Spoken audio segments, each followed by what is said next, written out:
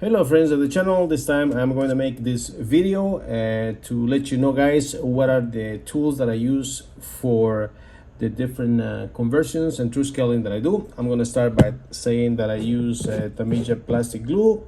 Everybody knows how I use it. I have three jars that I use, and I use this jar here, the one that has a line for small details. The reason that I do this is because, well, if I fill it only to that line, only this much comes from the jar, and this is good for small details. This one over here is for bigger details like bases, and as you guys can see, making small details with this one, it will be kind of hard. So that is the reason I have these two different jars. One I fill it all the way up with the glue, and this one that has a line over here, I have put a line over here so I can remember not to fill it and not to fill a jar more than that line, higher than that line. This is the one that I use for small details. As I say, if you don't do it this way, it's going to be very hard to work small details. So this is the one for small details, and this is the one I use for general purposes. And of course, this is the glue, the way it comes, and this is the three jars that I always use for my my true scaling and converting. Some people have asked, and I want to make clear this so you guys can know how I work with the glue. There's other brands too that they can do similar work than Tamija extra thin cement, but the one I prefer is this one over here. If you want to refill your Tamija ultra thin plastic glue when it starts dwindling, what I use is the Airbrush Cleaner made by Tamija, which acts in a very similar way than the glue. And this is the way I refill. I use this Tamija Airbrush Cleaner. And it's cheaper if you want to save yourself money, because each one of these ones, these jars will probably cost you like around $6.50, $7.50, $8, depending where you buy it. And as you guys can see, this is a lot more quantity, and you get more for your buck. So you save a lot of money by buying this way. Once you have your jars, you can refill with this Tamija cleaner.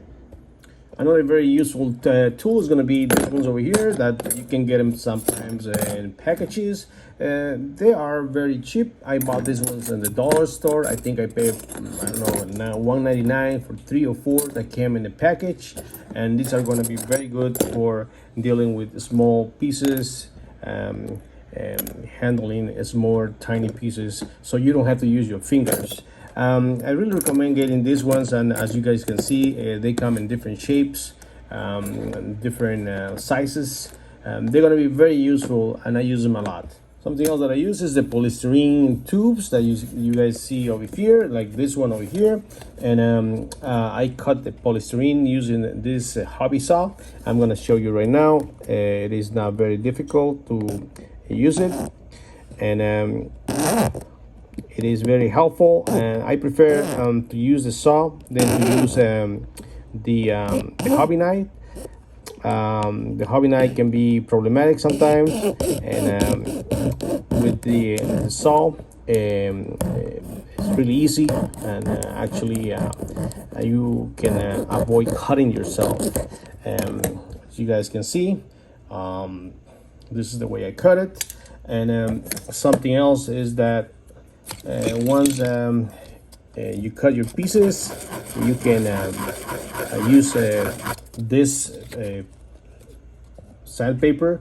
I recommend using P220, which is very coarse, and I use it for making the ends of the tubing, the polystyrene tubes, smooth.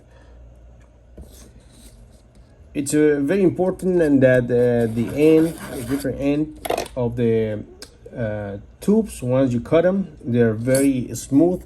Otherwise, you're gonna have problem attaching both parts in the middle section. So they have to be very smooth And for this, one more time, the best way of doing it is after you cut it is to use sandpaper and make sure that the ends, both ends of the spacer are very smooth. I also recommend buying a small ruler like this, a metallic ruler. I think I paid like $2 for this one in Hobby Lobby. You're gonna have to measure, and it's very helpful to have something small to measure. So these ones are very cheap, and they're made of metal, and I use them a lot, and they're very helpful when it comes to measuring. Another useful tool is going to be using hobby knife. Make sure that the hobby knife is very, very sharp. And I use the hobby knife not only for cutting, but also for moving small parts. And they're very useful for placing small items in the model and just moving the items once you're trying to place them in any part of the model. So a hobby knife like this one is going to be very useful, and I suggest that you always keep the blade sharp. Another thing that I have is I always carry all my parts, small parts, when it comes to plastic card, the polystyrene tubes, sprue pieces in a clear container like this. There are many types of containers. They can be like this one or like this one over here. I always try to keep everything in one place, just like you see. When it comes with the polystyrene tubes, when they come usually in this bag, but usually once you take them out from the package, it is very helpful to write the size of the tubes in one end with a permanent marker. So I suggest you write this different size, because once you take them out from the package, what is going to happen is that you're probably going to forget the size that they were. Also, something very useful is files. Like this case, we have a metal file. This is oval shaped file. And these files are very cheap. I have a bunch of them. Usually they cost like $3 or $4 for 10 of them, or sometimes 12. I think I bought these ones in the dollar store. I think they were like $1 for like 5 or 6 in a package. So the most useful ones are this oval one, as I say, and also the flat ones. Try not to buy the very, very small ones like this one over here. They are not really useful. I like more these ones that are a little bit bigger than these ones. As I said, it is very good to have a good selection of these files. I also keep all the parts that are already cut, like in this case, all the different size of tubing for different sizes of the Space Marine. Like in this case, I have a Primaris that I'm working on, and other models too.